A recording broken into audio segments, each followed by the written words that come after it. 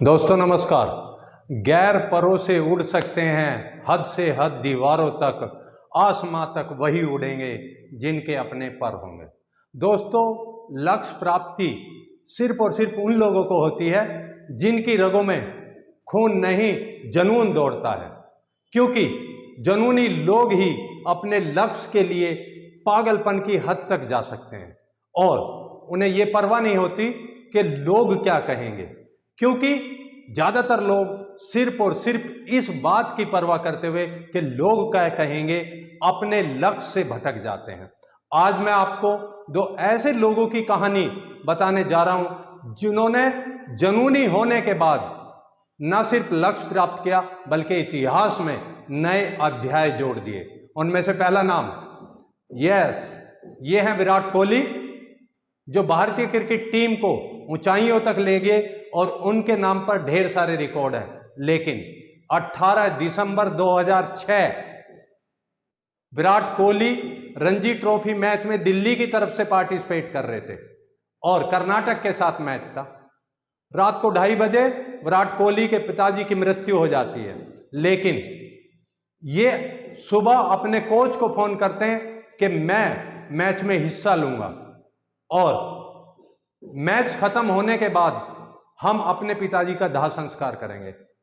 दोस्तों, मात्र 17 साल की उम्र में विराट कोहली का यह जुनून और उस मैच में 90 रन इनके बनाने इस बात को प्रदर्शित करते हैं कि इनके घर पर इतनी बड़ी विकट समस्या या इतना विकट हादसा होने के बाद भी इन्होंने अपने लक्ष्य और अपने बीच में किसी समस्या को नहीं आने दिया और जुनूनी होने के बाद अपने लक्ष्यों को प्राप्त किया। लोग क्या कहेंगे इसकी परवाह इन्होंने छोड़ दी। लेकिन आप और हम क्या करते हैं, अगर घर में किसी को थोड़ा सा छींक आ जाए, एक इंसान को जुकाम हो जाए, एक इंसान को बुखार हो जाए, तो भी ढेर सारे बहाने बता देते हैं। इसलिए दोस्तों, सब बहानों को छोड़िए और लक्ष्य के प्रति 100% जुनूनी हो जाइए, आप इतिहास रचेंगे। और दूसरा जो नाम है वो बहुत ही मार्मिक कथा है, उनकी बहुत ही मार्मिक कहानी है और नारी शक्ति को मैं सल्यूट करता हूं। वो कोई और नहीं, ये है अरुणिमा सिन्हा। ये 2011 की बात है, ट्रेन से सफर कर रही थी। कुछ गुंडों ने इनको ट्रेन से खिड़की के माध्यम से बाहर फेंक दिया।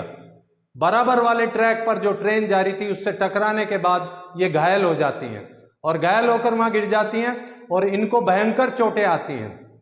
उस पूरी रात इनके पैर से जो खून बह रहा था उस पर चूहे इनको काट रहे थे और मच्छर इनको डंस मार रहे थे और साथ ही साथ ये दर्द से करा रही थी।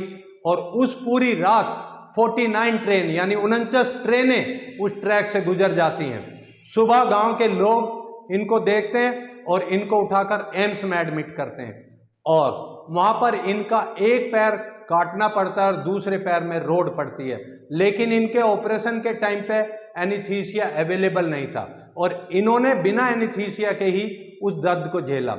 ऐसे विकट हादसे के बाद नॉर्मल इंसान 4 से 5 साल में ठीक होता है, लेकिन इन्होंने मात्र 2 वर्ष के बाद ही जो माउंट एवरेस्ट की सबसे ऊंची चोटी है उसको चढ़ने का गौरव प्राप्त किया और पहली अपंग भारतीय पर्वतारोही बनी।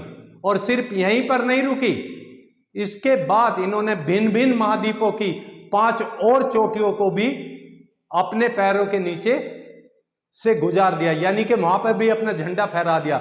इसको कहते हैं जुनून। और इनके लिए मैं एक बात कहूंगा, सारा जमाना भी साथ दे तो कुछ और बात है, तू जरा भी साथ दे तो कुछ और बात है। यूं तो चल लेंगे एक पैर पे भी यारो, दूसरा पैर भी साथ दे तो कुछ और बात है। एक पैर होने के बाद अरुणिमा सिन्हा इतनी जुनूनी थी कि उन्होंने माउंट एवरेस्ट की ऊंचाई को छुआ। अगर दोनों पैर होते तो दोस्तों समझिए वो क्या कुछ नहीं कर जाती।